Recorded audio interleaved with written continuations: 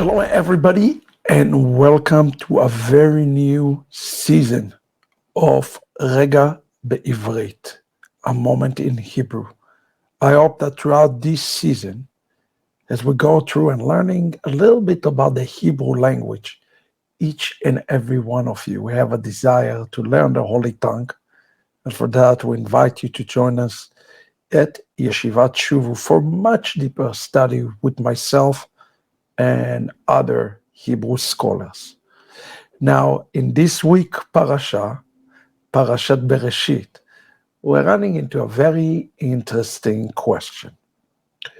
With the story of creation, the very first verse in the Bible starts with the words, Bereshit bara Elohim. In the beginning, God created the heaven and the earth. Now notice that the first two words in the Bible both start with the letter Bet. The question is, why is it that the entire story of creation does not start with the letter Aleph? After all, Aleph means the champion, the creator. It's come from the Hebrew word Aluf, the champion, the master. It's created with the letter Bet. The letter Bet equivalent to the number 2. Why? It is because God speaks of the 2 tablets. The Torah was already created at God's mind before the physical giving of the Torah for the children of Israel. 2 tablets, 2 oracles, and also 2 Torah, and written Torah and an oral Torah interpretation of the Torah. Why? Because God sees things outside times and space. But notice something interesting about the letter Bet. The letter Bet is closed at the top, meaning there is heaven, there is a supervisor below and above. It's closed above and below, and it's have only one opening. This opening represents the way that you and I are to come in. So how are we to come on in?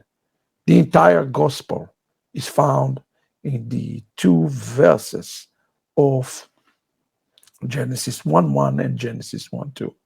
It says, Veruach Elohim merachefet al pnei haaretz.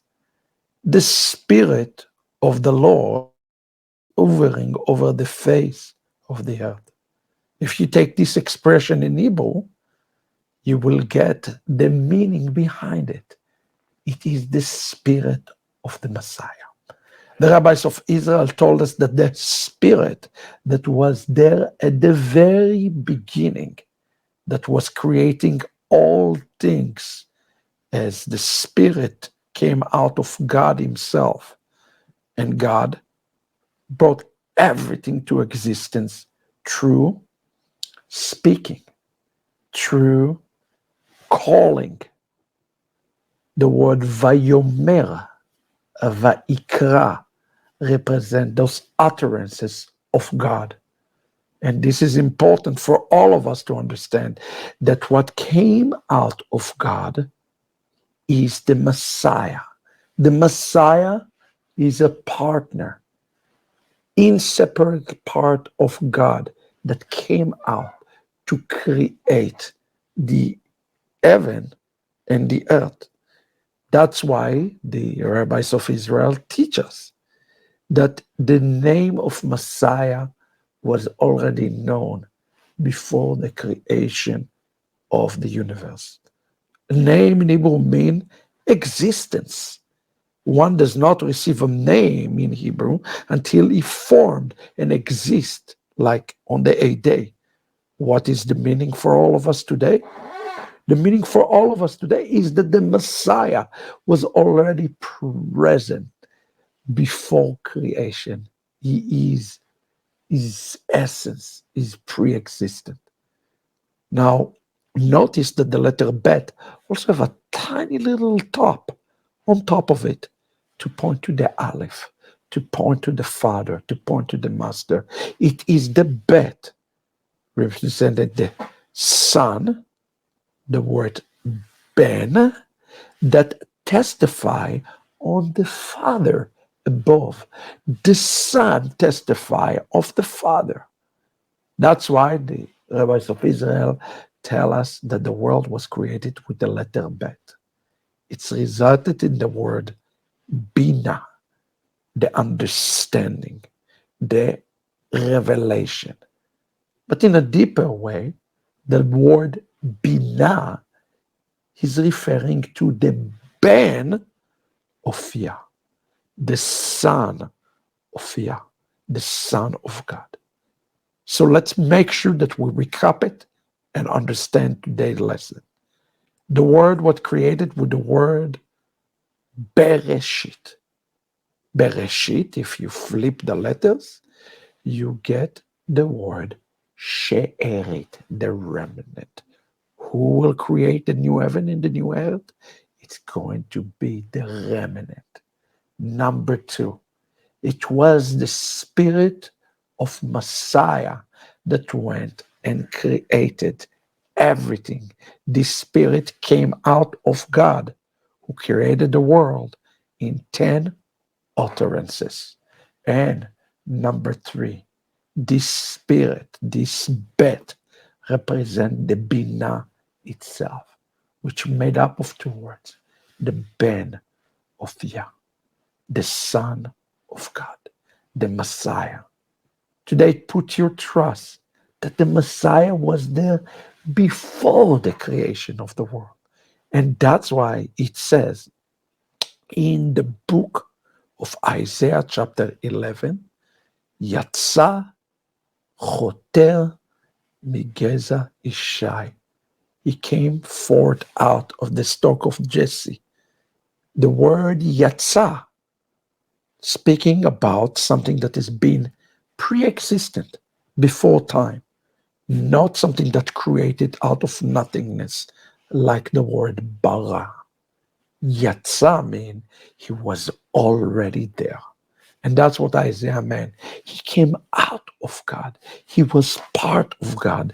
The Messiah is the complete part of Hashem himself that came out. Is an agent to the world to be partner with the story of creation. Now, lastly, there is a question that is being asked all the time.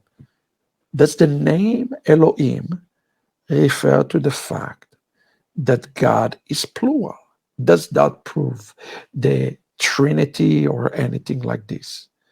And this is where I would like to caution us in Rega Be'ivri today. Elohim, the Yud and the Mem apply complex ending to the word, but the verb also can be singular or plural. Bereshit, bara, Elohim. Think about it. The verb is singular. Elohim is complex. What is the upshot? God is one, but at the same time, God is compound nature. He is not two, he is not three, he is not thousand. He is Aleph, meaning thousand, and he is one. He is infinite. Let's follow the infinite one who gave us his son, the Mashiach, the Binah. The entire gospel is here before us. Let's be the Bereshit remnant. Until next week, shalom, everybody.